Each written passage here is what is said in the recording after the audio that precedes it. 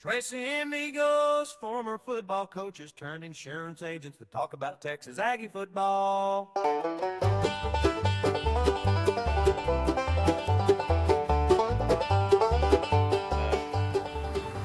right, so we're lucky today to have Jake Hubenak join us. If you can remember, he was a quarterback under the Sumlin era for the last 3 years. Sumlin was here, and with our current situation, with having two quarterbacks and kind of figuring out and navigating this road and seeing how Elko and Klein are doing that and hoping the best for the whole program and for both those kids, we were hoping to get his insight because unfortunately for him, he was there during the whole Kyler Murray, Kyle Allen, and how all that unfolded. So he was kind enough to jump on and kind of give us some insight into how that went down, but also how he thinks it should be handled and if he sees positives or negatives going on right now. So thanks for joining us today.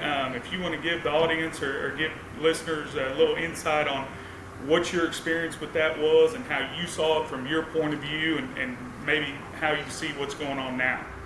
Yeah, well, I appreciate you guys having me on, and y'all feel free to jump in, and if you have any questions, if I'm not explaining anything well enough or whatever, it's definitely an open conversation. But yeah, just kind of going back to, there was kind of a quarterback competition all 3 years I was there.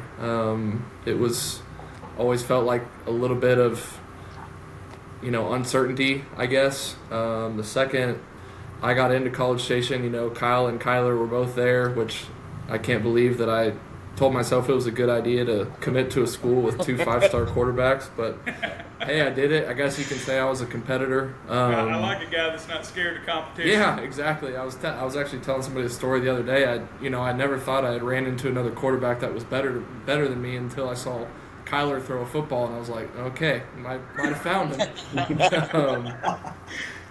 But yeah, it was, kind of a wild deal. It was just really those two guys to start. I was there way behind them. I didn't get there till the fall. Obviously, Kyle had been there the entire year before. Kyler got there in the summer. There was so much surrounding Kyler too, just from what kind of he brought to the table. I think it was pretty obvious that Kyle was going to be the starter going into the season. He definitely had the best camp out of everybody. He ran with the ones the most. He knew the offense the most. So it was kind of just like, all right, Kyle's going to be number one. Kyler's going to be number two.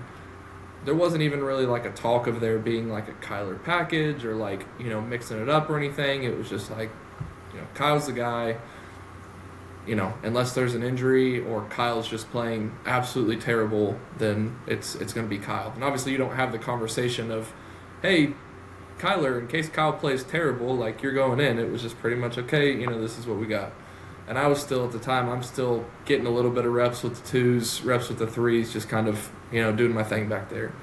And, Arizona State game happens, and it's not like Kyle was really not playing well. It was maybe that he wasn't playing his best, but I'm pretty positive we were still winning at the time. Yep. Game was, Arizona State was ranked too. It's not like we were playing a bad team or anything by that means. Now, I don't know where they finished that year, but in our minds, we were playing a good team. And all of a sudden, I don't remember if he had a turnover or what happened, but, they come over to Kyler and they're like, hey, you're going to go in on this next drive. And, he goes out there and he's got a couple electric plays running the ball and moving around really well. And, you just feel the energy. We were in NRG in Houston, and you can just feel the energy in the stadium with Kyler, very similar to when Marcel came in the game this week. Just like, okay, you kind of feel that energy. There's something about that quarterback that can run around a little bit and, use his legs that just excites people. It's fun and people want to see it. And I don't remember if we ended his first drive with a punt or a field goal. I know we didn't score a touchdown, but, end the drive like that. And then he comes back in, I think, for one more drive before half. And just, being a freshman, not really knowing the situation, there were a couple plays where he just wasn't aware of the clock. Clock ends up running out on us, so we go into halftime. And, I think, not to tell the whole story of the entire year, but I think the story of the year was just lack of communication moving forward with... That's what I was going to ask. So when, just from a standpoint of, Yep. of a coach and player, like, when they went to Kyler and they said, hey, you're going in, Did anybody go say anything to Kyle? Did anybody let him know, hey man, we're gonna go with Kyler right here, or was it just like he just had to read the room? So they told him, but they didn't say like, hey, here's the situation moving forward. Like, I don't know what Coach Elko said to Connor this week either, but from the way he made it sound was, hey, things just aren't going well right now. We need a change of pace. We think this is best for us right now. Kind of just, I just remember they told Kyle, like, hey, we're going with Kyler right now. And that was kind of it. That was the end of the conversation. Well, we go in at halftime, and, from the body language of everybody, it's, okay, well, Kyler is obviously moving forward playing this game. I mean, I remember Kyle kind of being, like, slouched in the locker, like, as anybody would. It's like, I just got replaced in game one, and this is it. Like, this guy that everybody's been hyping up, he's about to take over for me. And so, he was obviously down a little bit. And Kyler, I still remember him. He's breathing heavy. He's, obviously a super adrenaline rush getting out there.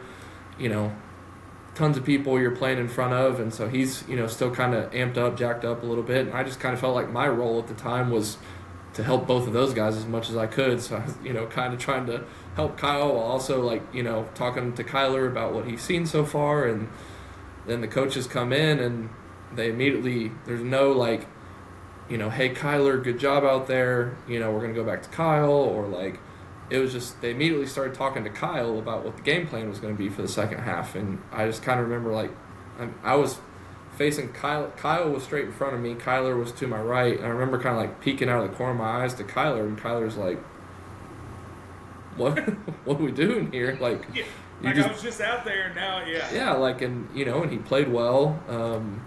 And once again, it's not like either guy played super poorly, but right. It was just weird that there wasn't like the conversation of, hey, Kyle, you did this, Kyler, you did this, and I didn't even care if they would have pulled them aside and had that conversation one-on-one with them where I wasn't there, but this all happened right in front of me, so it was just kind of wild to experience just watching it kind of happen in real time. And so then we leave, and so obviously now Kyle is getting himself ready to get back in, and then Kyler's dejected. Now they've completely switched roles, and I just think that lack of communication at such an important position is just ultimately what ended up being the downfall there. And it happened multiple times throughout the season. At a certain point, then I got thrown into it. I think it was, Kyler had gotten suspended for the Alabama, or from what he did during the Alabama game for the Ole Miss game.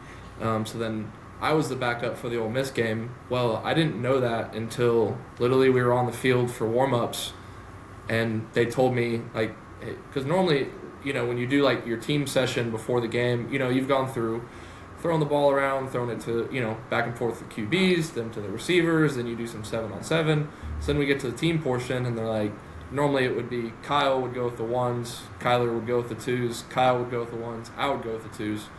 And they were like, hey, you got all the twos. It's like, okay, well, cool. What did I do to earn that? And they just like didn't tell me. Later on, I find out that Kyle, I didn't even know that he wasn't able to play. And so then, that was the game. Kyle had messed up his shoulder the week before, and so he's not playing very well. And then they tell me to go in. I played fairly well towards the end of the game.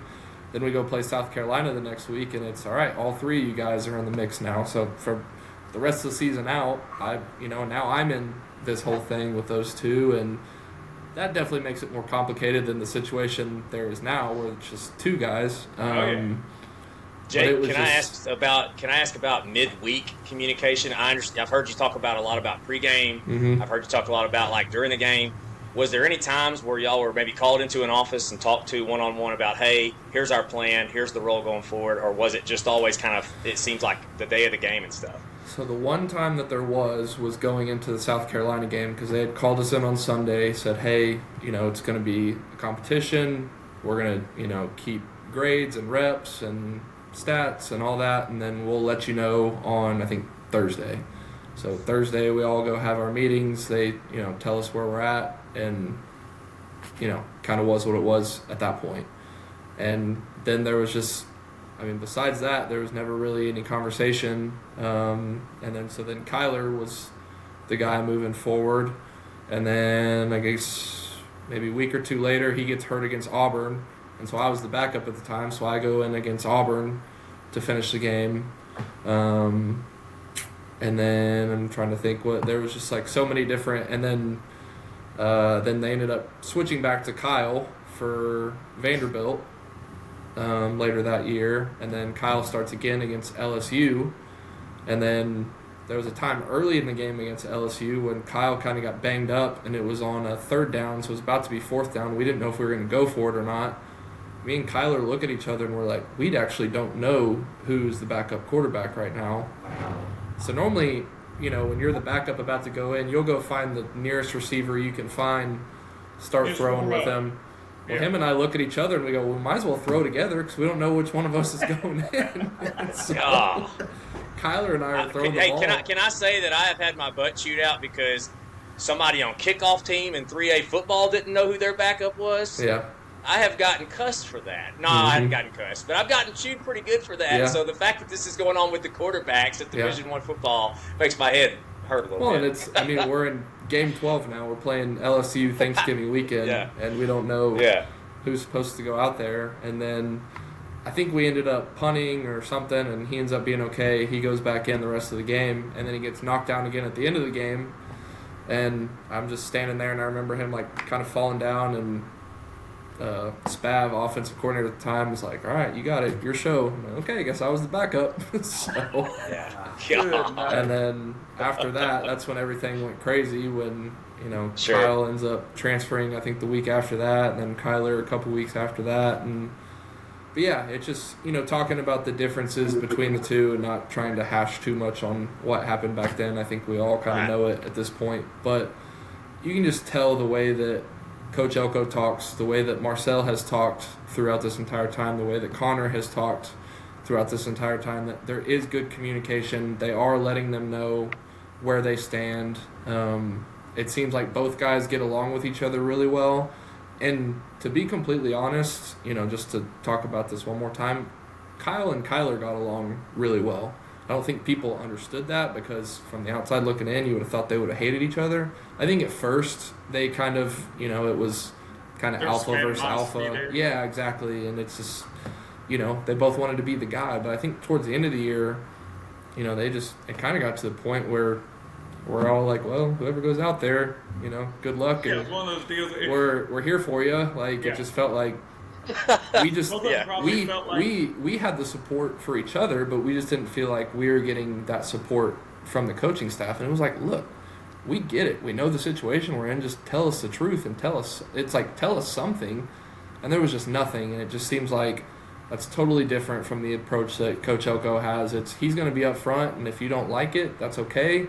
But he's at least going to say at the end of the day, if you're upset about something, he's going to say, well, I told you, and this is how it was. It sounds like he's borderline ruthlessly transparent, to the point that if you go back to when you're recruiting, now he's sitting here with 7 wins and 5-0 in the SEC. That's recruiting off of that ruthlessly transparent is so different than recruiting off of it when it's like, here's what we're going to do. Exactly. And here's the way it's going to be. And they're like, I think that guy that's kissing my butt, I think I'll go play for him next year. I could always transfer there later. That's kind of, and I will say this. I can see that. I will say this. I think that Elko has had this ability to be like an old school, old college football guy that, look, this is the way it is, dude.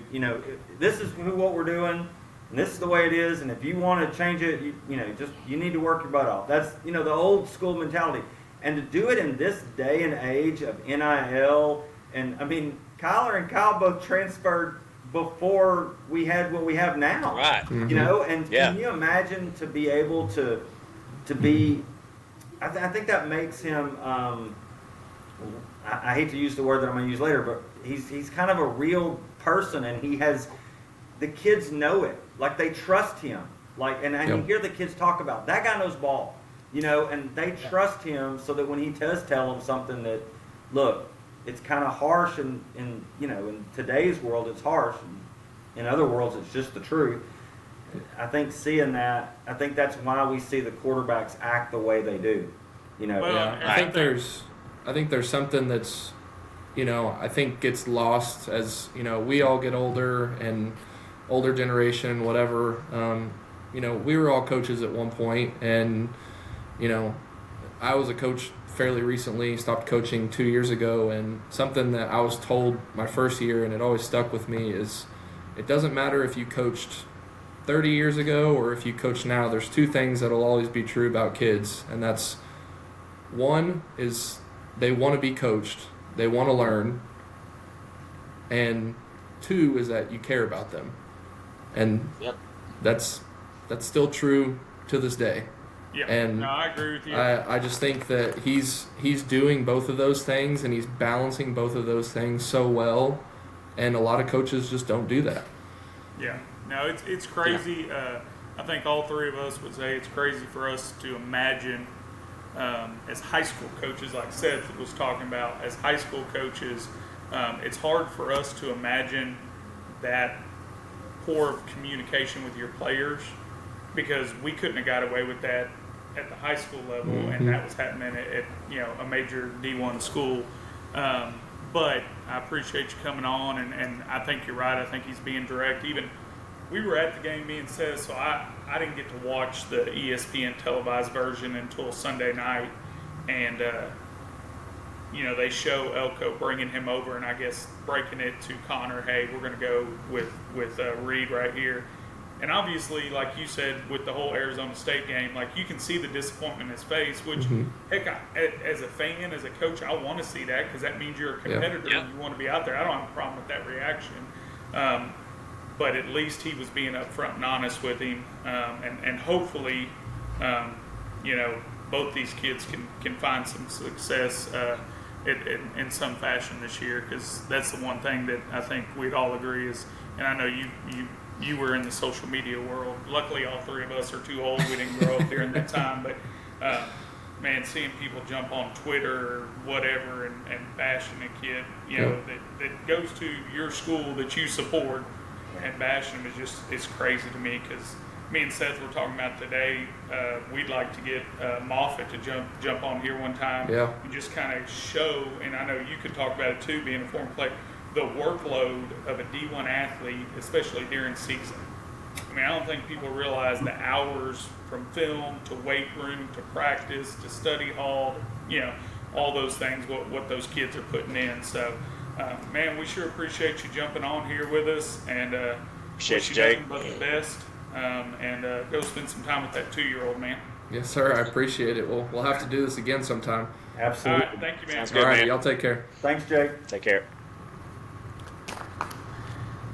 We'll just crazy to me, because like you talked about, Seth, like, we all coach. Can you imagine, like, bro. kids Like I literally, my first string and my third string and my Look, I got a Coach Russell cussing, which was a lot of darn it and what are you thinking, you idiot? Yeah, because Are you talking about Tim because I Russell? didn't have the backup prepared for punt team. Are You know what I mean? Are you? Hey, you knew Marcus Davis had a cramp. Why didn't you have the gunner in? Why didn't you have a different gunner ready? Hey, are you talking about Tim Russell? Yeah. Yeah, he's a good dude, man. He's as good as dude. He's the reason I coached. Yeah. Like I was wishy-washy. Didn't know what I wanted to do in college. I changed my major. I had 5 majors in college. I had a career path and I always said this. I was like, I want to be an optometrist or coach. I want to be an engineer or coach. And then I got weeded out of those engineering classes like that. I don't know what I want to do, but maybe coach. Maybe I'll just go the business route, but maybe coach. And then finally it was time to graduate, and I was like, well, crap, at least I've said maybe coach every time, and now Coach Russell has a job for me, so here we go. All right, so let's roll on here. So is this week 10? Are we on to week 10? This is week 10, man. Okay. Or episode All right, 10. guys. I don't know it yet. Yeah. All right, guys. Well, welcome to episode 10 of Trace Amigos. This week we're going to be breaking down the LSU game and that stomping we put on them in the second half. And then we're going to prep for the South Carolina game that we all pray nobody in Aggie Land is taken lightly, which I don't think they will with Elko, but that's going to be a tough test. So I'm Matt Fulmer. I spent 10 years in the coaching world before getting into the insurance world, and just want to speak a little bit. This was my first experience. Me and Seth got to go to the game Saturday. That was an awesome experience.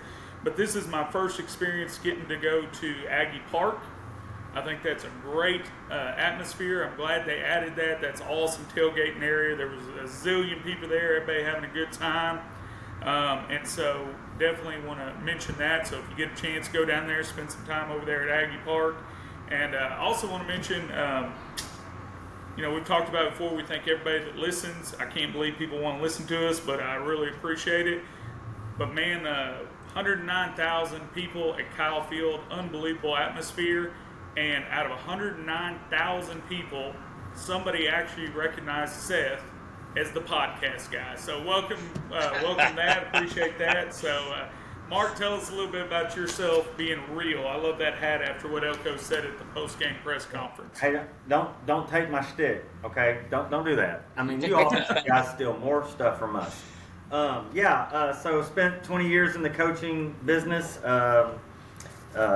and got out to sell insurance and come on aboard at Rollo. Love this place, love the people that I work with. In the insurance business, you'll hear a lot on TV about being in good hands, right? That's a good thing in the insurance business, being in good hands, right? I don't want to steal nothing there, but I like to think with this Aggie coaching staff, the Aggie football is in good hands. And it's good today, and I think it's going to be good in the future. It's not just this week. This is long-term asset protection. And so I think the kids are bought in, and that's a great thing. But even as important, that these coaches actually coach. Amen. See them coaching, not just rah-rah. I mean, they do some of the rah-rah stuff. They get excited and all that. But there is a lot of coaching going on in practice that we see from the clips, and we see a lot of coaching during the game. That's what it takes to win. What do we used to tell kids? Film don't lie. The Film don't lie. In the sky don't lie. That's right. And it is not lying. You can see these kids getting better every week. Yeah, so I really like that. So Aggies, you are in good hands with Elko and company. And Elko reminded me, just like Rollo, this is a real program. This ain't spinning, right, brother. This is the real deal. There you go. Seth, tell us a little bit about yourself, boss.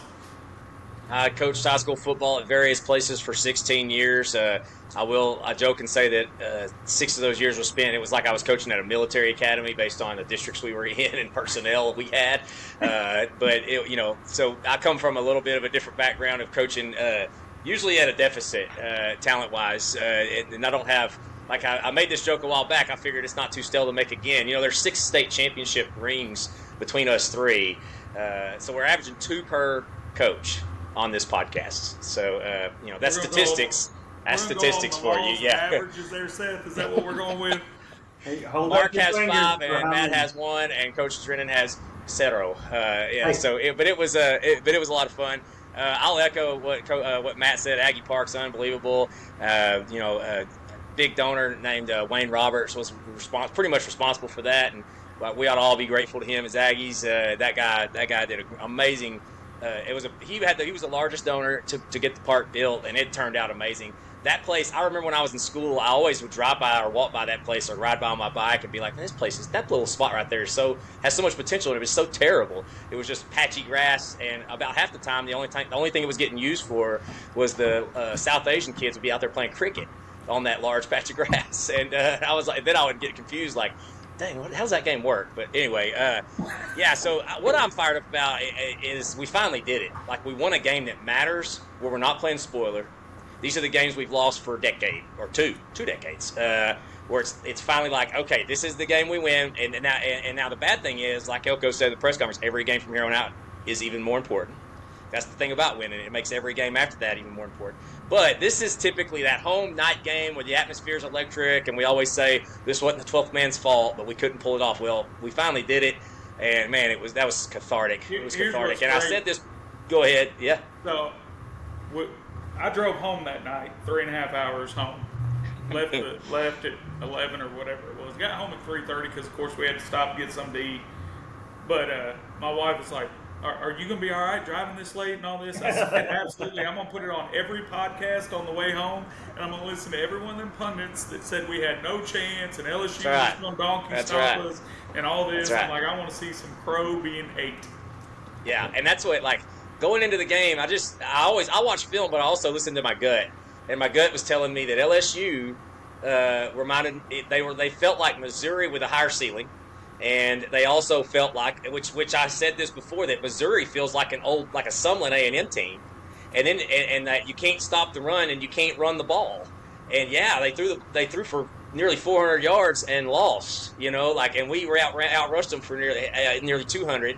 Yeah. And I mean, it's like, so yeah. I just think that any time in college football, if you ask your quarterback to throw the ball 55 times, things have not gone well. Even if you had the lead at halftime or deep in the third, things have not gone well. And so that just, to me, is so like that. And I said that on the last week. I said, this feels like, we feel like the old LSU teams that used to come into Kyler, we used to play, and we felt like the A&M, like, switched the roles, like going into that, like, oh, we got a good matchup, we got some good receivers, hopefully we can throw the ball for, at will, but man, I'm really worried about how physical they are and stuff, and I'm worried about them beating us up. And now we're the one doing that. And golly, man, I love that style of football. I think it fits A&M's DNA anyway. Like to be physical, big hits. Even if it is targeting or kill back block. And then we're in the prime. What we're doing, we're running the rock and we're playing physical defense. Yep.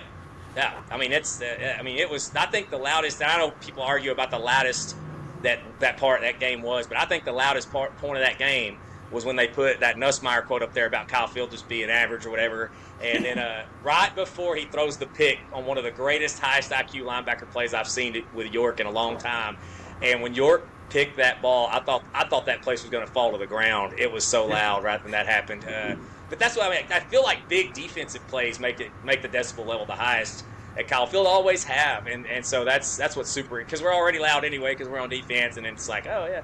But, so that was super cathartic. And, man, there's nothing that makes me happier than to see sad corn dogs have to leave in the middle of fourth quarter. We had one in our row who came in, thought he owned the joint, turned around taunting everybody all the time. And man, when he went to leave, I went ahead and I did apologize to him that he had to go back to Louisiana. And then I kindly asked him to extend Brian Kelly as well. So anyway, I was polite. I'm gonna age myself here, but I used to have a bumper sticker. I have my Jackie Sherrill expensive but worth it back here, but I used to have one that said "Keep Fred" from back in the days when Texas had Fred Akers, and was like, "Man, do not fire that guy, please, for the love of God, do not fire that guy." That's right. Yeah. But you told him you were sorry that he had to go back to Louisiana, and all I wanted him to do was line up for some more field goals. Because every time they lined up for field goals, it was good for us. So that's right. Yeah. But if this is your first time listening, we're going to go over the offense from the LSU game, me and Seth, and then Mark will talk about the defense, and then we'll go on to the next game. But we go good, bad, and ugly. So for me, the good on offense was kind of what Seth was talking about. Man, we were stinking physical. I absolutely love how physical we are.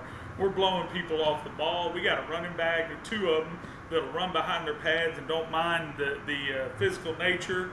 And guys, I think that's coming from coaching. I think all that, Elko, everything. But we have got to give some praise to Moffitt. That dude, I mean, it's no wonder they won all them national titles under 3 different coaches while he was over there in Baton Rouge. He's brought that mentality here, and he's got those guys believing. We're going to show some clips of some of the physical plays. But I do want to bring up we had a young man that we recruited under Sumlin that came here from Louisiana, and then when Elko came in, I'm not sure what happened there, if Elko told him he needed to find another place to play, or if he just didn't want to play for Elko, or whatever the situation was. But he made a comment the week before the game. You got that? He said that he should have signed with the Tigers out of high school. And I'm going to tell you, after watching him in person this weekend, I'm going to agree with that statement. He should have signed with the Tigers out of high school.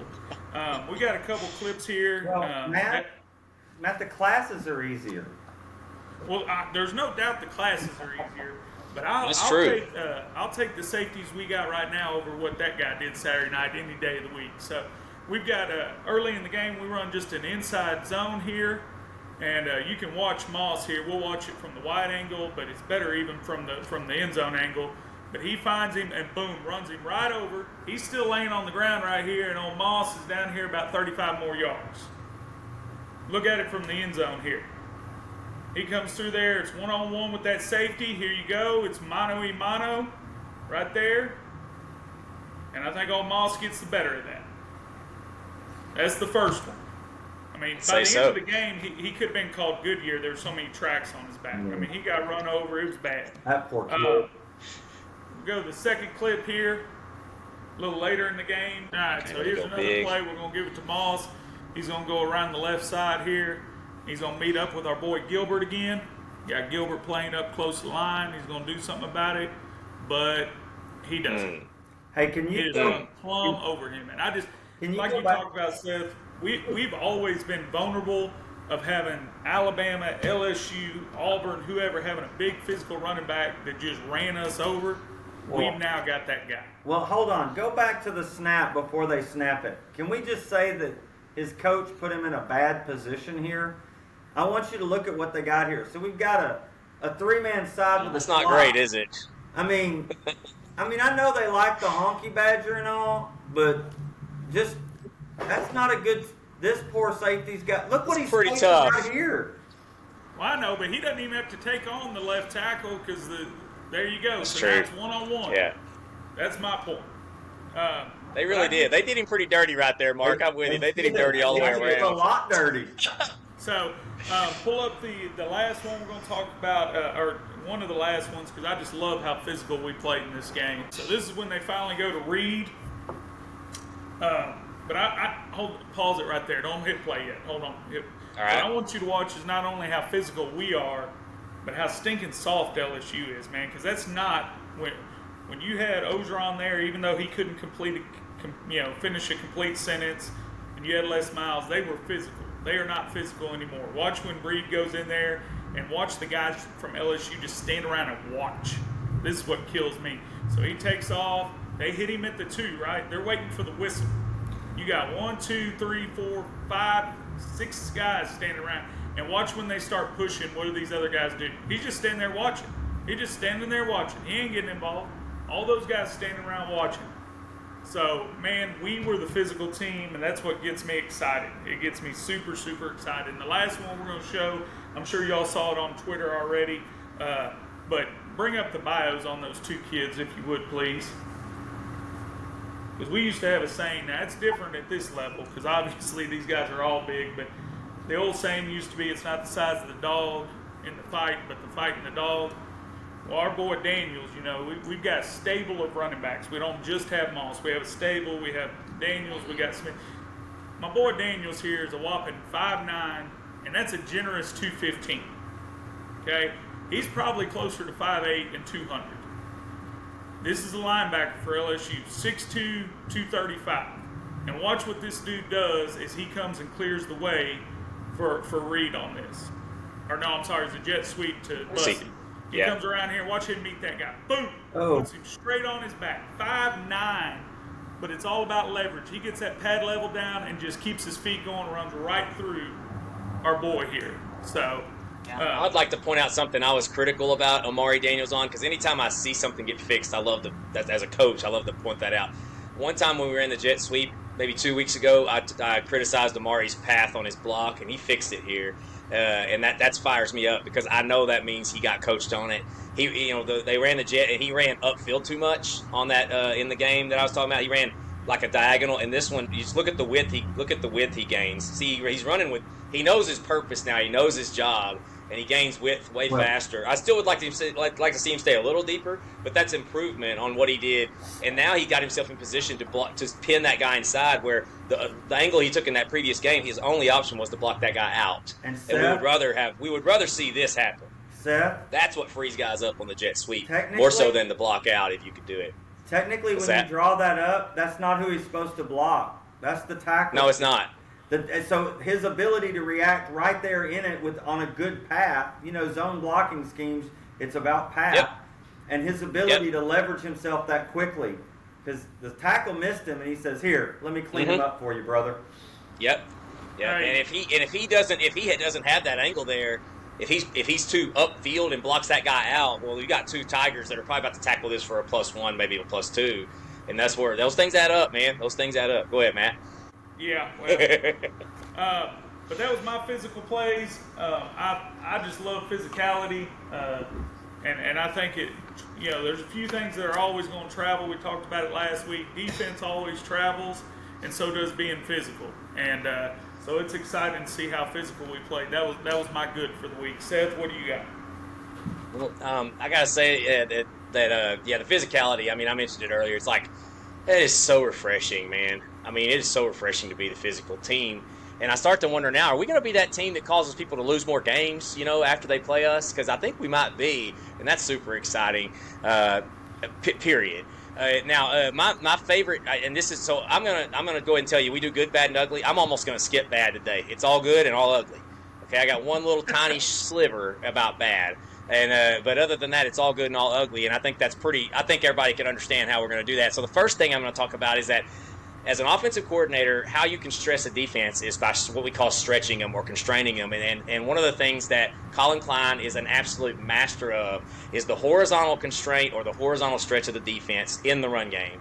And that is what he does extremely well. Okay, now y'all know I'm a Klein fanboy, and I'm going to go ahead and give you a spoiler alert. I'm going to talk about some ugly Klein during ugly, and it's going to hurt me to do it, okay? But we're going to talk about it. But anyway, this is so I have a video here to show you the horizontal stretch and what I mean and how you can do it with both quarterbacks. And it doesn't have to, I mean, obviously the Marcel Reed horizontal stretch is done with his legs, right? I mean, that's what he brings to the table, and that's the easiest and most effective way to horizontally stretch a defense is whenever you have a runner who can threaten two gaps that aren't close together. That is tough on a defense, and it does. So what Marcel's legs do, even when he doesn't run the ball, is he's essentially blocking guys without blocking them. And so what I'm going to show you here is this is a zone, a wide zone to the left, and you can see. Watch how 40 and 15 for LSU play this. Yeah. Okay, so We they more are. worried about Reed. That's right. That's a So- you me call. They missed it. They both said me. Here's the deal: we didn't even block it well because our left guard fell down. No. So Yeah. So old Honky Badger should have been able to meet him in the hole there easy. But you're right, his eyes were wrong. As Spencer And that tells me that. Spencer Leffich, our Yeah. line coach at North Texas, used to say, "Damn boy, you blocked the 45-yard line." Yeah, that's true. Yeah, and so the fact that Marcel's legs are threatening this backside C gap is what holds those guys, and that's what creates Honky Badger's undisciplined approach. And that also tells me that Baker wasn't prepared for Marcel Reed at all, which blows my mind. But anyway, and I'm thankful he wasn't, or they didn't rep it. But that is what constrains those backside guys, and that allows Le'Veon, when he makes this cut right here, to have green grass. Okay, so now the exact same situation. And this is where I think we need to, when Connor's in the game, I think we need to use more two-back sets and more motion. Almost, I'm not going to say exclusively, but I think it needs to be more than not. Let me put it that way. And you'll see right here, Bussey's in the backfield, and he commands a lot of attention for a guy that only touches it one or two times a game. Defenses know about Bussey, and they're afraid of him. And look what his motion does right here. Exact same thing.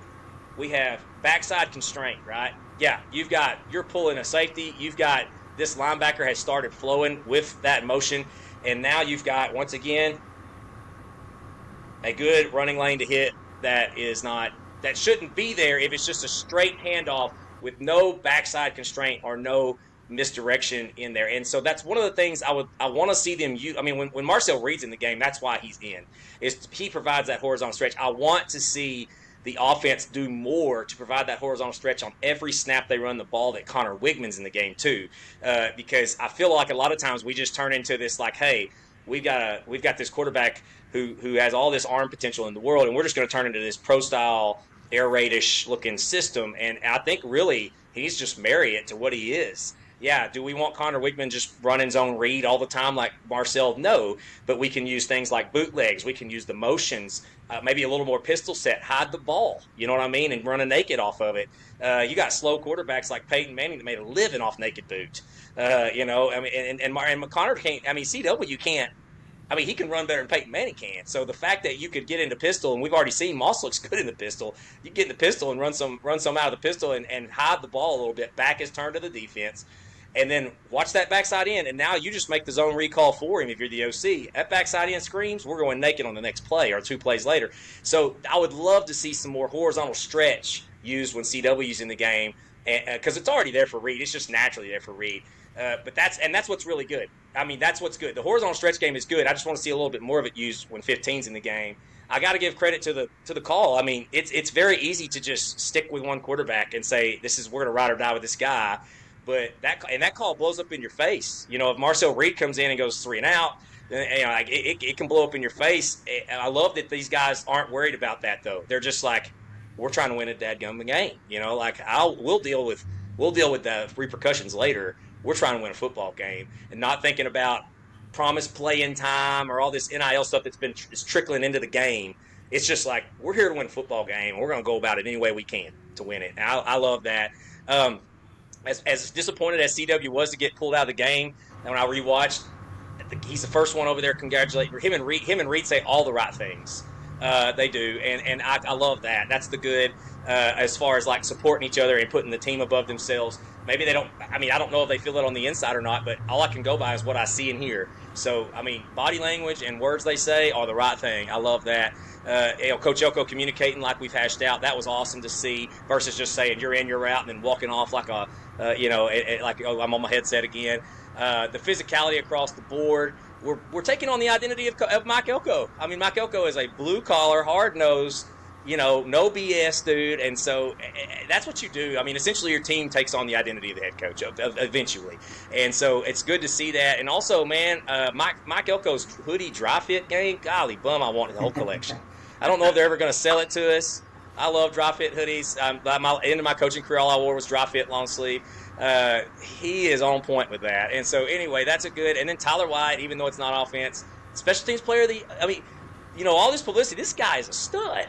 I think he had 4 punts over 50 net or something. It was insane how good he is. Steele says if you're a defensive-minded coach, obviously Elko is, ain't nobody gonna be your better friend than the guy that's gonna put them inside the 10 on a consistent basis. And that's right. And ain't nobody gonna get cussed more either. Hey Seth, I wanted to go back to the Connor versus Marcel. Oh, I wanted that shot up there, but that's okay. Oh, I'm sorry. I got you. If the whole talk was LSU didn't adjust, LSU couldn't adjust, but if you go back and look at some of these end zone clips when Connor's in, they were running more of a 3 down. It was a hybrid 3-3 stack where they would put a guy right over the center. They had one guy, and then they would stack the play side back, or the backside backer would be stacked, and that allowed them to do some more stuff in the secondary. When Marcel came in the game, they jumped back into this true gap scheme. They're in a true gap scheme now. They're in a 7, a 3, a 2-I. They've got a 5 walked off. The backers are not stacked behind linemen. They're in gaps. But the problem with them is they faced a running quarterback the week before and probably ran this. Their undisciplined nature. They're not as well coached. Our guys went from Connor's offense to Marcel's offense, which you just talked about being a little different, and they never blinked because they're coached. Nope. Yep. That's right. I agree. So we're going to talk about the bad. Seth said he doesn't have any bad. He's just going to talk about ugly. I got one quote. Just one quote. That's it, though. All Go right, ahead. We'll let you get to it. So here's what I'm going to tell you the bad is. The offense with Wigman in there was bad. Okay?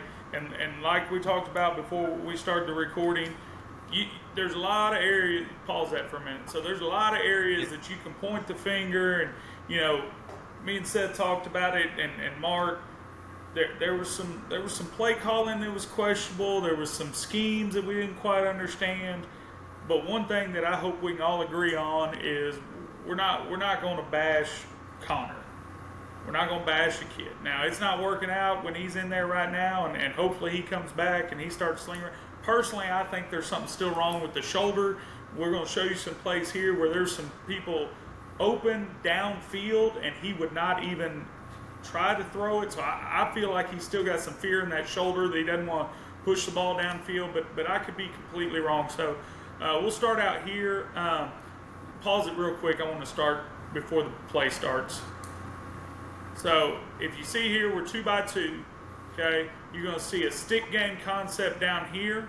Okay, and I don't remember what the inside guy does, but the outside guy runs a go. So run it back it up just about 2 seconds, literally, right there. Stop. Okay, so this guy's coming out, and that, he's looking over here, but we talked about it earlier. It's like when things don't go well for Wigman, his clock just speeds up 100 miles an hour. So instead of being patient and let this clear to see what he's going to do, he automatically turns away. Well, if he'd have stayed there just a half a second longer, that guy clears, and he's got an easy throw to the outside.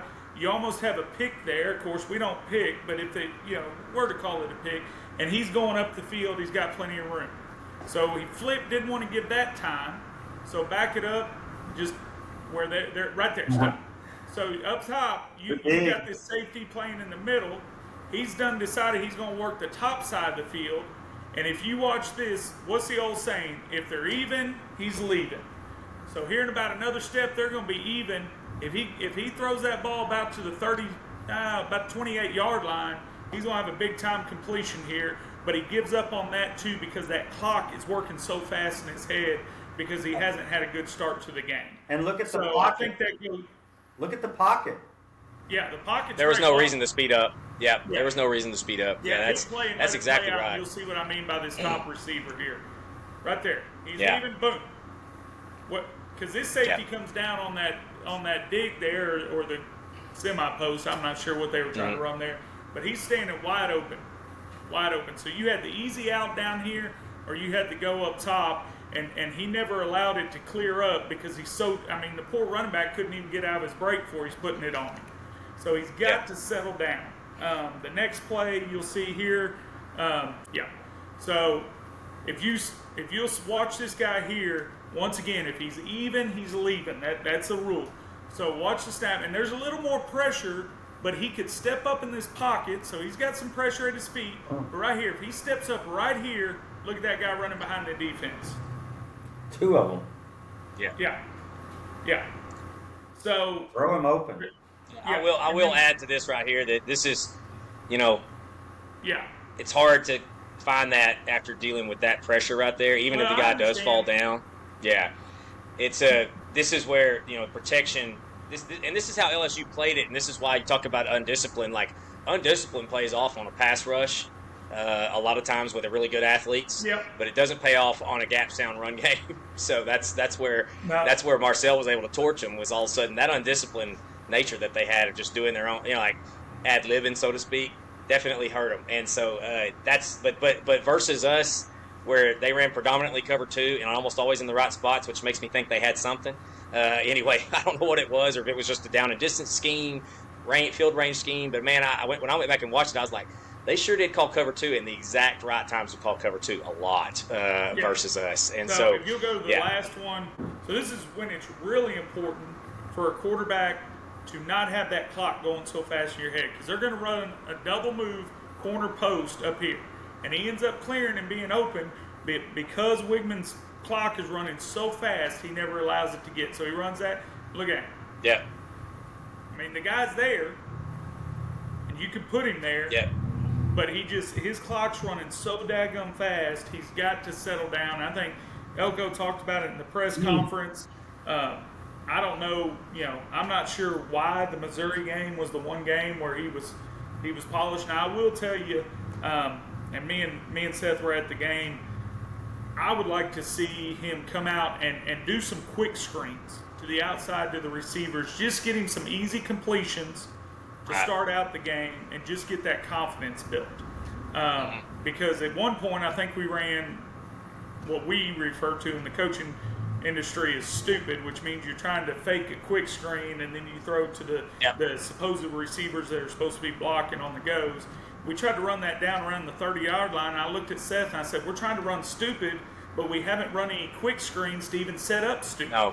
No. And so Not at all. I'm a big Klein fan too, but I think there's some, Elko talked about, there's some things that meat on the bone. Coaches can do to kind of help in that situation. So, Seth, I think I wrote down on this one when I was grading, and I was trying to write down like what caused our passing game to be off, and I was just had about 5 trying to boil it down to some simple categories. I think I wrote down CW and Le'Veon Moss or a drop on this one, because if he doesn't drop that, it would have been a first down. You know, I mean, I think it would have been. So, but yeah, I agree. The clock sped up because things weren't going, and that's a pressing issue. He's like starting to press himself and push the speed clock up, and I got to work through my progressions. I got to be good at my progressions. When sometimes it's just, you know, like just taking it as it comes with your progressions is the best way. The best way to be about it, I think. There's a simple thing though. When you get a cover 2 look versus like a 1 high, what's the? I mean, we were talking about this in the '90s. Like we called it mofo. Middle of the field is open, and so when you drop back, you've got to be thinking right now. Middle of the field, right around the hash. That's the route that I know it's, you know, first downs, but I mean that's the one as a quarterback. I'm dreaming about that one being open first. Sure. And to see how wide open that thing is. Big play. Yeah. It's almost. I would like for him to have a little bit of. I think he was. I know I harked on just be a game manager. I feel like he was trying to do that too much now. I'm like, oh gosh, I'd just be a little more gunslinger.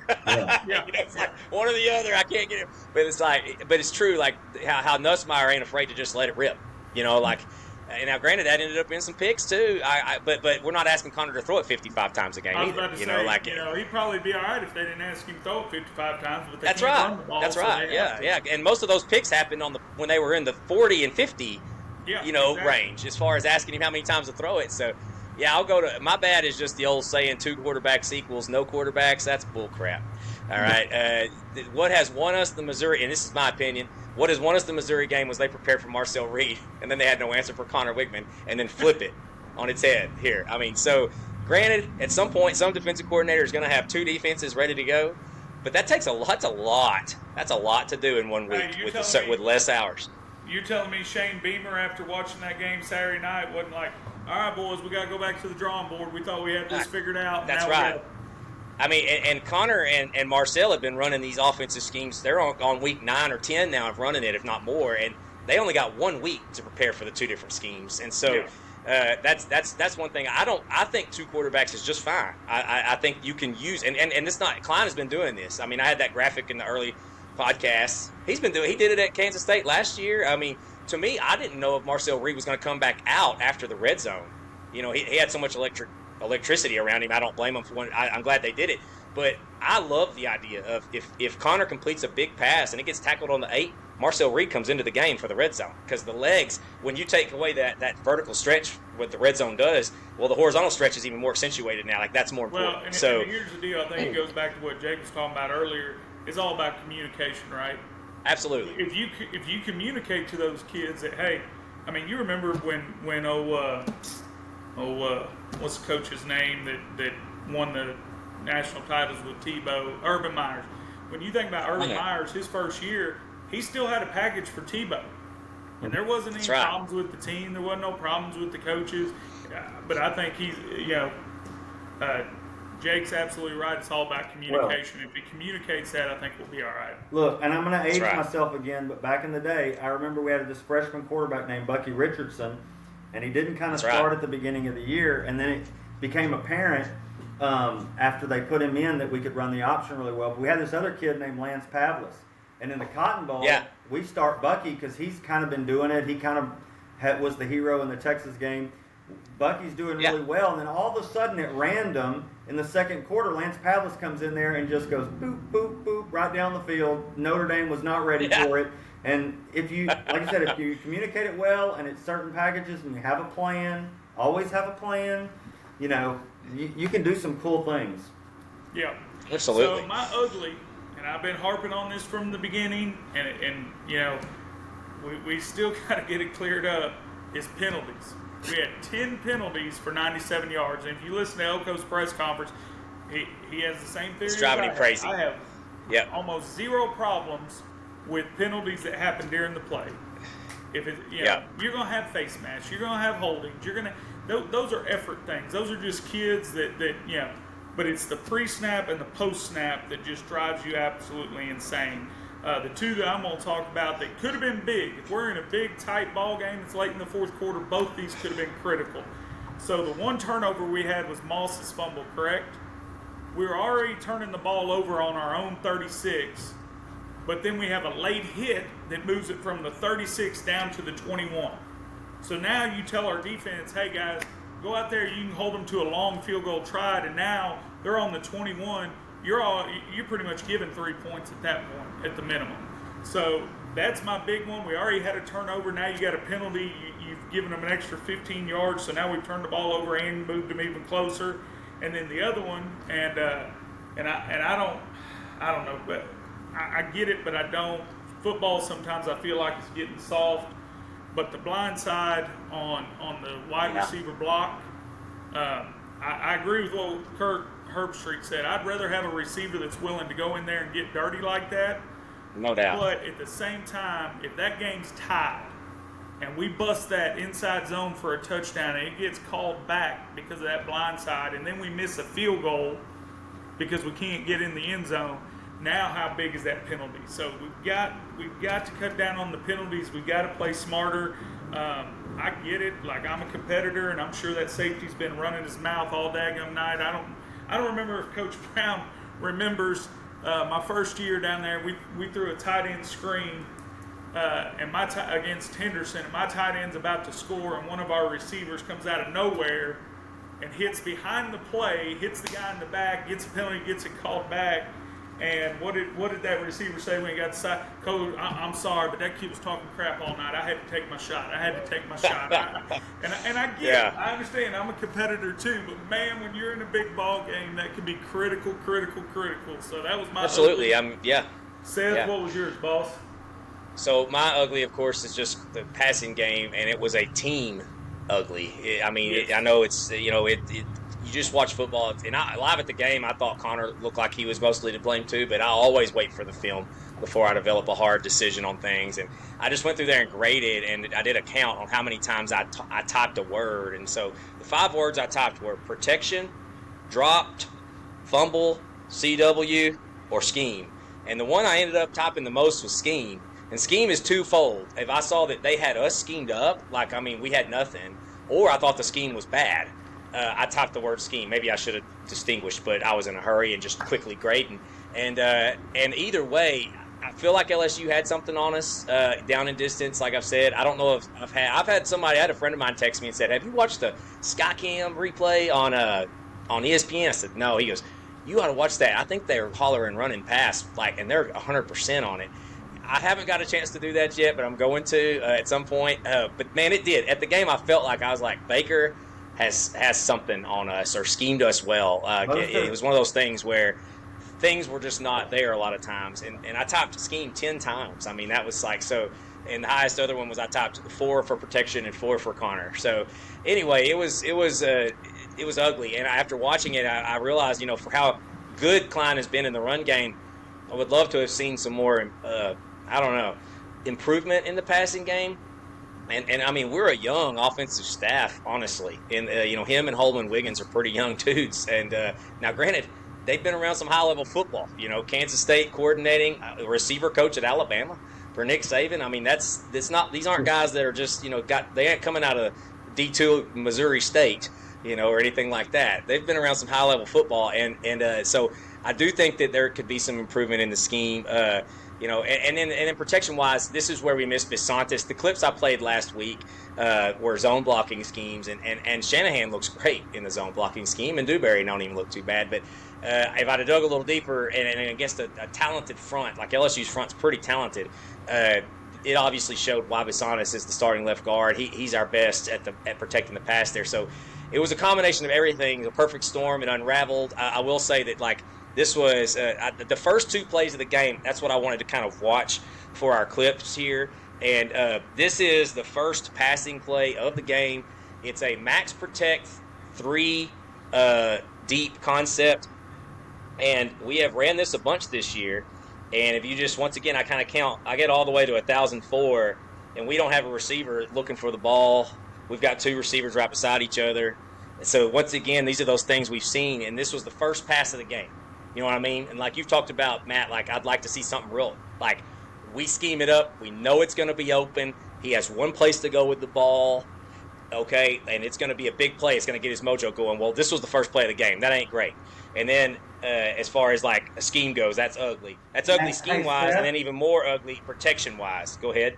Seth, that looks like they're playing man free, and those are not man beaters that they're running. No, and that's And one of the you're things I max don't like about protecting- that scheme. You're max protecting, so you're probably expecting man, yes? You I would should, think. Yeah. I mean, yeah. So I would have liked to have seen some type of built-in man, like one. You know, I'm guys. I'm a high school football coach, but I just watch a lot of film. But I know that what I've seen with passing schemes that are pretty well designed is they have a man beater aspect and maybe the 2-man combo that beats a zone. And that way, and the man beater's a quick hitter, like it's a shallow cross, it's an out that breaks at 8, and sticks it hard. Like Jabray runs really good man beater routes. So I would have liked to have seen when Connor felt, oh gosh, they're in man and we can't get off of them, but I got this man beater I can throw.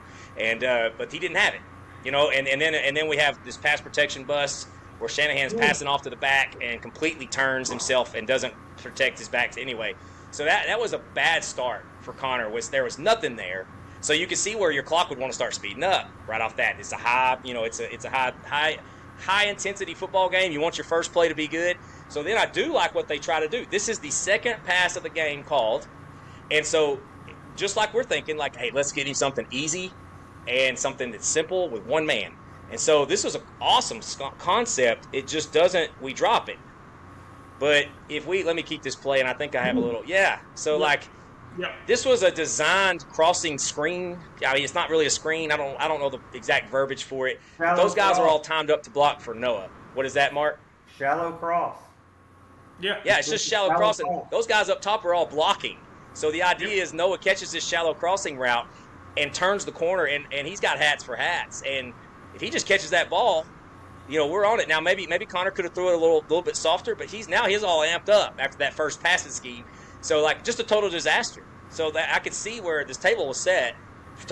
It was made it hard to recover after that. It's like, oh man, He threw that ball. He threw that ball like he was throwing a post pattern. The kid was 5 yards from him. But that goes back to what we were talking. I think he was just going so fast, and I think we just need to, find an easy completion.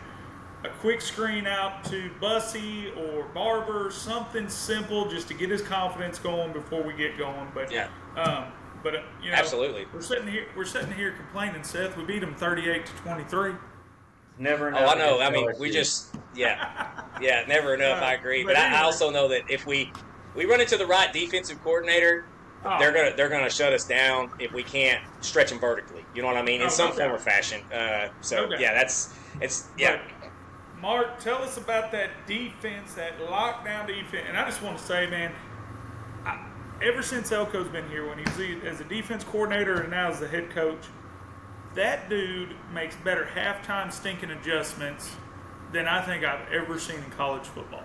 Legitimately. Well, and part of it is not scheme if you watch it on film. A lot of it is, and I'm just going to beat this dead horse to death, they're coaching on how they're playing it.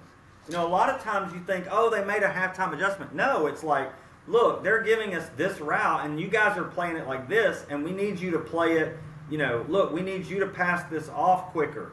We need you to get down on this route more, things like that. Or, hey, they're turning the protection this way, and we've got this blitz schemed up, but you're going to have to shorten your spike here on the D-line to allow it to open up. And just little things sometimes can be those halftime adjustments, and that's just called coaching. And so they do a good job of that. And great job. So defensively, Guy, what can you say? I mean, just an unbelievable defensive job this week. The thing that I've been waiting on to say is turnovers. We finally got them in bunches, and oh my gosh, the freaking D-line. It's okay. It's always Nick Scorton. We get that. Like he's the guy. Okay, yeah. But then after that, it's like Stewart, Cassius Howe. Now this week it's like Regis, DJ Hicks. I mean, we're throwing more and more names of guys like, where'd this guy come from?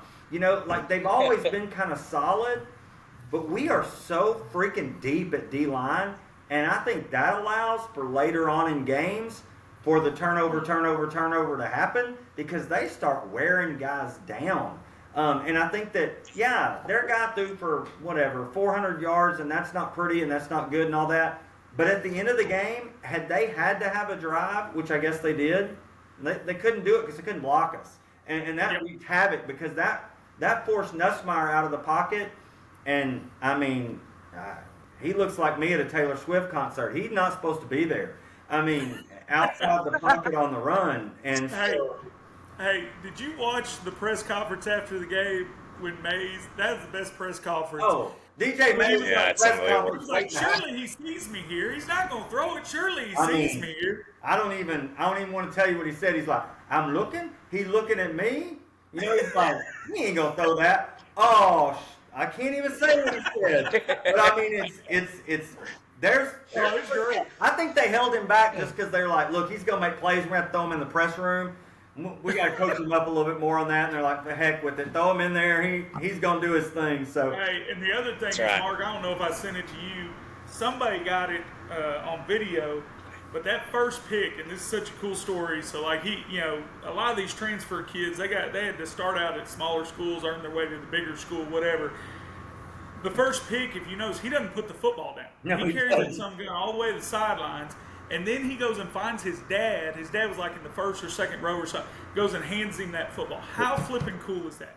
great. How That's cool awesome. is that for that kid and that dad? That's awesome. And we've been saying for weeks now with the Hill BJ Mays thing that BJ was like, man, we really want to see this guy more. And so he's had to really work because he changed positions.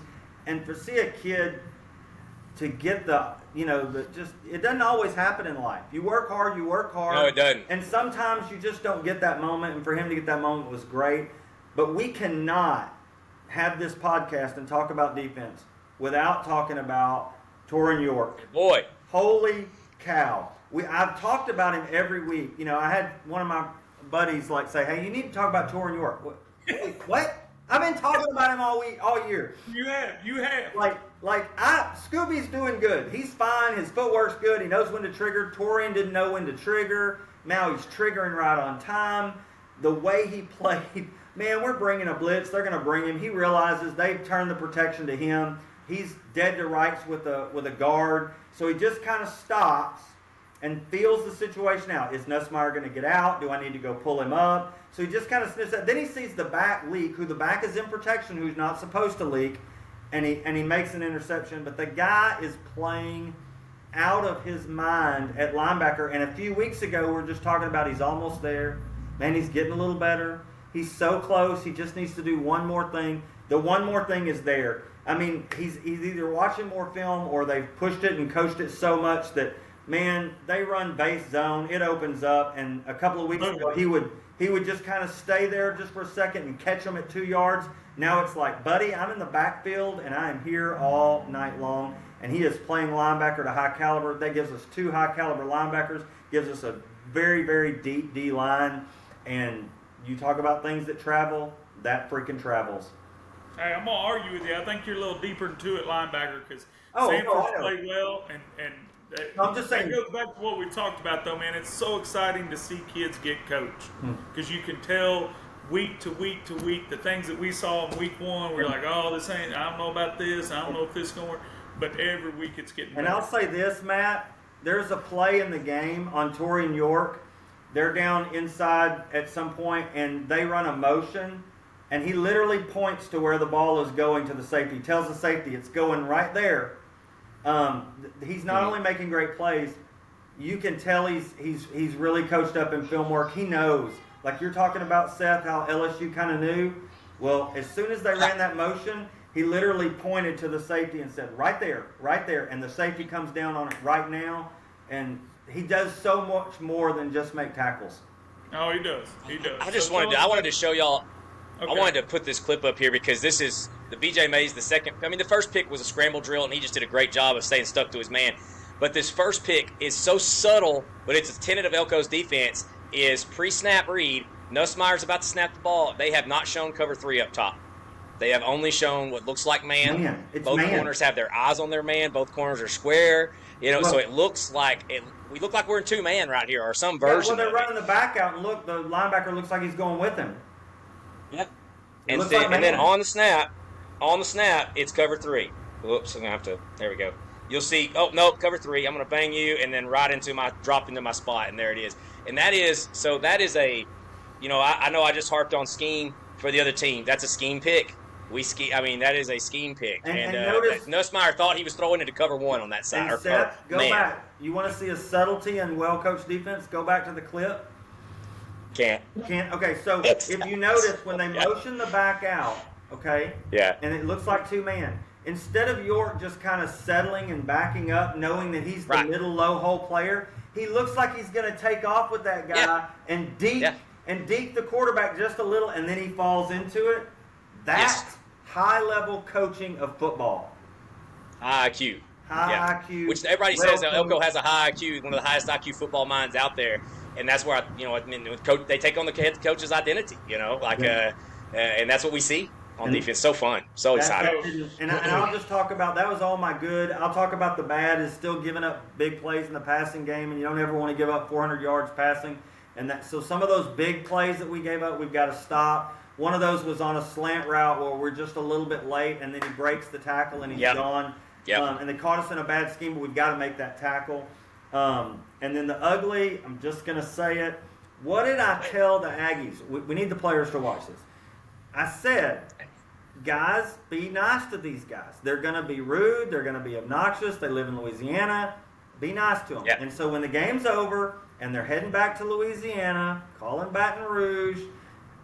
Which they played, by the way, which was awesome. Yeah. So one of our players might have given some hand signals after the game. And look, you don't need it. You whoop their face. If you want to use a hand signal, just point at the scoreboard. Like back in the day. He might have been pointing. Huh? He might have been pointing with it. I don't know. You go to a 2A football game in East Texas this weekend, some old man somewhere is going to say, watermelon, watermelon, watermelon rind. Look at the scoreboard. Look who's behind. Yeah, that's right. That's right. Yeah. Just look, point at the scoreboard and let them know. So, like that. I would like to say that I was actually fired up that nobody even, rushing the field wasn't even an option. This is what we should expect. Great job. You know what I mean? We're there. And then I'm also really ticked at the petulant children on the over there near Lake Travis, causing us to not be able to have lids on our water bottles at the game. When my wife bought a bottle of water, they wouldn't let her have the lid, so that we couldn't. So when you try to throw it, it won't go anywhere. No. Unbelievable. Oh, yeah. Thanks a lot, guys. You pay $5 for a bottle of water, you can't put a top on it. No, you knock it down, it's spilled. Anyway, yeah. Anyway, so now we talk about what we predicted was going to happen and how it actually unfolded in the LSU game. So I think we all agree we thought it was going to be tight. If you'd ask us in the second quarter, we thought it was going to be real tight going the wrong way. But I had a prediction we were going to win 28-24. And I said the tight ends were going to be a little bit more involved in the receiving. But since the whole passing game was kind of on the outs anyway, that didn't happen. So I was off on that, but man, I don't think any of us could have predicted Reed was going to come in and just the offensive explosion that brought with it. 31 points in the second half. 31 points in the second half. I'd like to know when the last time we scored 31 and a half against the SEC opponent was. That's a good question. So, great job by Reed. We didn't score 31 points and a half against App State. Yeah. Come on now, we ain't got to bring that up. Don't be bringing that up. My bad. All right, Mark, tell us about your prediction. I had 21-17 Ags because I felt like the offense might struggle against a little bit against this defense. I felt like their defense had been playing really well, but I felt like our defense could kind of hold them. I'm just going to say that I didn't know Marcel was going to play because for weeks now, back in the day, I said if Marcel plays, the score was going to be bigger. So I would have predicted 35-17. I'd have been closer. So, but anyway, I had Cassius Howell as the player of the game, but it ended up being, you got to give it to B.J. Mays. You could have given it to York. You could have given it to D.J. Hicks. There's a lot of people you could have there was a lot of great defensive play in this game. So you got to give it to BJ because the 2 picks made a huge difference. They're still think about this if you're talking about changing the scheme with Marcel. Marcel comes in the game and we score, right? So their coaches are on the sideline. This happened to me in a state championship game. and then bam, they got to go right back out there. You don't have time to draw up stuff. That's right. That's a good point. We struggled in the Man. state championship game against a slot T team, and they drove it all the way down the field to the 9-yard line, and we caused a fumble and recovered it. And they like to play zero man against Scott Surratt, so we threw I think it ended up being on the 11-yard line. We threw an 89-yard touchdown pass. We were needing to tell our outside force guys to slow down, and we didn't have time. And so we had to go back out there and do it a whole series. Don't score too fast. Don't run man free against Scott Surratt. That's unless you got some GoDaddies, that's a bad plan. It was zero man, Yeah. and our quarterback set a state record for 6 touchdown passes in a game. Yeah, bad playing against Scott Surratt. So, Seth, what you got, boss? And I had an OT win. 28-21 in overtime. Yeah, that's but I'll take the way we did it by all means. I remember I had a vision of OT win if Le'Veon Moss scored. Okay, while he didn't score, while Marcel Reed got the most juice, he still had a really solid game and scored on him twice. And I know that had to feel good for him, especially when he goes back home to visit family and he's going to be around all those Tiger fans, all them corn dogs, and now he's going to be like, yeah, you remember that game a few weeks ago? That last one, he threw up the L. Yeah, you can't spell LSU without an L. So I mean, it's Anyway, and I had my play. I forgot to say this last week. I'm mad at myself, and nobody's gonna believe me now. My player of the game was gonna be the 12th man because I knew it was just gonna be super. And I think the 12th man took 3 points off the board. I know they did. When the holder had the snap hit him right in his chest while he was looking back. And I was hoping, man, I thought actually heads up play by the kicker to fall on that because that's a scoop and score just waiting to happen, anyway. That might have ended their night because that demoralized them. And then they turned on themselves on the sidelines. They did, yep. All right, so we're Special moving teams, on. man. Special teams swings a game one way or the other. Special teams, man. That's right. So we're moving on to South Carolina. Once again, I don't know why we keep getting this, but it feels like we played a lot of teams after their bye. So South Carolina had the week off last week. They're 4-3 on the season, but man, you look and they could easily be 6-1. Lost a tough one to LSU, and who else they lose a tough one Alabama. to? Alabama at Alabama. That's right, at Alabama. That's right. And they're 2-3 in conference, and once again could easily be 4-1 in conference. So, not a game we can take lightly. Mark will talk a little bit about their offense. I think we can hold them just a little bit. I'll let Mark detail on that, but I think we can hold them, to not too many points. But points are going to be hard against this front seven. They got D-line with 2 guys that are probably going to get drafted round 1. They got a safety that's leading the conference with interceptions, with 7 of them in conference games. I'm sorry, no, they're 3rd in conference as a team in interceptions, but number 7 junior safety they got is leading the conference with 4 picks by himself. They lead the conference in sacks with that D-line. They got 21 sacks in conference games, and they're allowing about 21 points a game. So they're going to be tough. I told you about number 7. They got number 5 on the D-line. That's a 5th-year senior transfer from Georgia Tech. Kennard, he's going to be a first-round draft pick in the NFL. I would imagine pretty impressive kid. They're giving up less than 300 yards a game total. They're giving up 200 through the air and about 100 on the ground. They like to force turnovers, man. They've forced 16 turnovers, 10 of them through the air throughout the whole season. That's counting all games, not just conference. Don't allow a whole lot of third down conversions, about a third, 34% or third down conversions. And they run a multiple front. They'll run an underlook with 3 down, but they'll also go to a stack with 4 down. So it's going to be tough. It's going to be tough sledding in there. We're going to have a good plan. We're going to have to be physical. I think this game here, with LSU, like I said, we could line up and we could just maul them. We were more physical than they were. I think this is a game where we're probably more talented than they are, but they're going to be physical. They're going to be very, very physical at the point of attack. So the only common opponent we have is LSU. LSU beat them in South Carolina 36-33. And actually, South Carolina was up pretty big in that game. I think it was 17-3 before their quarterback went down. We got a little bit robbed, too. There was some sketchiness that went on at the end of that game. Yeah. And so, and the safety I talked about had a pick in that game. The defensive lineman we talked about had a 1.5 sacks in that game. So those guys will play well in big games. They don't shy away from the spotlight. And so offensively in that game, LSU had 285 yards through the air and 132 on the ground. That's the one thing I saw that I thought maybe we got a chance, because they only ran for 35 yards against us. And if LSU can get them for over 100, I'm hoping that we can have some success through the run game there. And in that game, LSU did throw 3 picks just like they did against us, so hopefully we don't turn the ball over.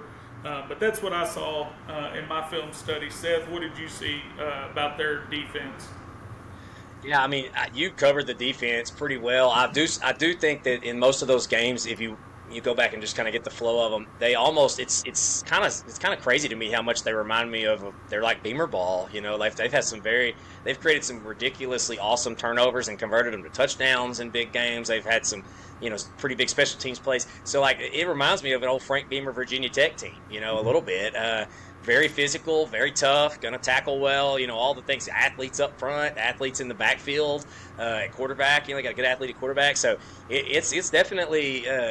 Like you said, I mean, it's going to be tougher sledding. It's crazy to think that we're going to play LSU and then at South Carolina and have a significant jump up in defensive competition, talent-wise, or maybe not talent-wise, but the whole package, you know, scheme, talent, it all put together. I mean, they're not far behind us in conference rankings. Go ahead and say it. Against the run, everything. Go ahead and say it, Seth. What's that? Go ahead and say it. They're a better coach team, because it's true. South You Carolina's better think coach so? than LSU. Oh, absolutely. On They the are, defensive side, 100%. 100%. Not close. Yes. Yeah. Okay. Well, Mark, what are you seeing on their offense against our defense there? Yeah, you know, they're not great. I'm just going to say it. They're not great. Offensively, they're not great. They have some talent. Now, don't get me wrong. They're not like Missouri. You turn the film on in Missouri and you're like, man, some of these guys ain't SEC guys. They got SEC guys, but they're not great, and they don't score a bunch. And they're kind of even in their passing and running, but some of that comes from their quarterback, not their actual run game. They run kind of a shotgun, but it's pro style attack, so you'll have the H back in there at times in that shotgun. They do a lot of motion. They are going to put a lot of motion on us. There are going to be a lot of motion moves. So that will allow us some options like what we saw to kind of deep with the motion to disguise our coverage. But it's going to be important that we keep track of our assignments in that motion, because that's what they're trying to get you out of. I think they lack great receivers. If that's the weakness, they kind of lack great receivers, and they base everything on kind of the ball control and run game. Again, that's kind of the Beamer, you know, format, right? Yeah. Ball control. And if we stop the run like we've been doing, then they could have a long night. And they're ranked 11th in total offense in the SEC, so not great, and 8th in rushing just in the SEC. And they're 13th in the SEC in passing offense. So, and they're dead last in pass attempts. And there's a couple of reasons for that. It's not because they don't drop back or try to. It's just, I'll get to it. It's a good matchup for us, I think. They have 8 passing touchdowns on the season, and just Marcel in limited action has 6. So think about that for a second. And here's the big thing that stands out. These guys give up a lot of sacks. They are 133rd in the nation in giving up sacks. And so right now, the D-line, somewhere today in College Station, our D-line they're eating food and sitting in the film room, and they are loving. They want them to drop back and throw, because they are loving what they're seeing, because our D-line can go off on these guys. Our linebackers are playing great. Our D-line's playing great. It's time to shut down the run. And if our offense can score early and kind of get them down 10 or more and kind of get them out of Beamer ball, and we can play turnover free, this is a 2-touchdown win easy, but that's a lot of ifs. And sure. I think we're going to win this game. Well, don't tell your prediction too early. I'm not much for predictions, but I think we'll win the game. I think we run the table. I think we're playing Georgia in December. It's that simple. The T-SIPs are already telling me, I've already got my T-SIP buddies, and they're already telling me, hey man, y'all gonna beat us on November 30th. And I mean nobody eats their own like the Orange Bloods do. And they're already in that mode, and they only have one loss. And Hey, now here's the deal. This is football. I love football, but I think it's already been predicted because I felt good after about Wednesday of last week. Because I don't know if you know, Mark, you don't have a daughter that's ate up with volleyball like my daughter's ate up with volleyball. But I don't know if you know, but A&M's volleyball team in all black went down to that community college in Austin and beat them in their own gym for the first time since 2001. Now, Mark, I don't know what you were doing in 2001, but I was a freshman in college in 2001. yeah, I was coaching. So, but yeah, I hope that you're 100% right though about them eating their own. Man. Because I feel like they didn't look great against Vanderbilt, and they're having some internal issues, and the problem with them is all it takes is a little crack in the door there in Austin, and all the drama flows right in that place. So, but we don't need to talk about them. We're going to go on to our. But let me just say, I really think that this is set up for us. I think that A&M kids are saying all the right things, and I think they believe it. One game at a time, one game at a time. So let's fry a different chicken first before we get to that, and then we'll fry an eagle, and then we'll chow down on some barbecue in November. I like it. So my prediction for the game this week, I'm with you. I think it's going to be a 2-score. I think we're going to end up winning 24-10. I think we could score more than that, but I'm going to give South Carolina's defense some credit because I do think they're really good on that side of the ball. And I can see it being close in the first half, maybe being up by a score going into halftime and us kind of pulling away in the second half type of situation. It's going to be a hostile environment. We're going on the road. Elko has done that. I mean, we talk about these daggum coaches, but we got to remind ourselves, man, before Elko got here, we were on a 3-year losing streak on the road. We hadn't won a road game in 3 years. Now we went to Florida, we went to Mississippi State, and I think we're going to go to South Carolina and get us a third road win. And that stadium's going to be packed. They got 80,000 they pack in there. It's a great environment there. But I think my player of the game, I'm going to go back with my guy Moss. I think he's going to have about 125 yards on 15 carries and another 2 teddies. So that's my prediction for the game. Mark, what you got? What do you think? So I'm going a little different here because I think this. Being in a program that's won 9 state championships and being part of 5, we won the first one in Coach Surratt's second year, and then we won another one. And then all of a sudden, winning breeds winning. Losing breeds losing, and winning breeds winning. And I just think I got the Ags winning this one 31-10. I think we'll move up all the way to 7 in the polls after that. But I think that the world of Aggie Land will lose their minds after we do that. I think the rat poison's out there for us, but I think Elko and company can handle that, and I think they're doing a good job with the kids. I think Marcel is going to expose their edge rushers. You talk about undisciplined. They got 2 edge guys. That's why they lead in sacks. Those guys are pin their ears back, NFL guys, and they're going to have to be a little bit more disciplined. I don't see that So happening. you're saying we could run that counter F, kick him out and run right underneath him? Look, I'm just telling you, I think Klein will be able to handle what they they're good if you drop back in the pocket, but just understand that he can expose them a little bit. So I think that we'll win big. I think even our special teams is going to make big plays in this game. I think they've been solid, so we're going to beat Beamer Ball at their own game. I got player of the game as Torrin York, and I think he's going to have 15-plus tackles with 2 tackles for loss and a sack, and he's really capable of doing that almost every week. He might be the SEC player of the week. He does that. I think he will be. Okay. All right. So what you got, Seth? What's your prediction? I think it's going to be a close one, but I think the winning breeds winning. I'm going to go with 20-16. Vegas opened the line at 4, and it's already moved down to 2.5. I've learned this. Wait and see what the line does on a Thursday as well. That's when the big money comes in. Although it did come in on LSU last week, so big money was wrong. But anyway, the player of the game, I think, got their government check. Yeah. I think the player of the game is going to be Tyler White, man. He's been racking up special teams player of the week over and over again, and I think early we're going to be bad on offense going into the bye week. I think we'll struggle, and I think him flipping the field for us early. I expect this game to look like the Arkansas game. Because I mean that's what I feel like this. I just hope we have the lead the whole time versus having to come back. I expect this to very much look like the Arkansas game, and so I think Tyler White will play a huge role in that. Early when we're having trouble maybe moving the ball, flipping the field, and letting us pin South Carolina, win the field position battle back, have a short field, and stay ahead of them. So Guys, I sure appreciate y'all joining in. Listeners, share this, man. We sure appreciate everybody listening. Share it. Let other folks know about it. We got a special guest coming next week. Appreciate Jake coming on here and helping us out. So make sure you tune in. Jake's a But big that's boy. all from the Trace Amigos. Gig 'em, and we'll see you next week.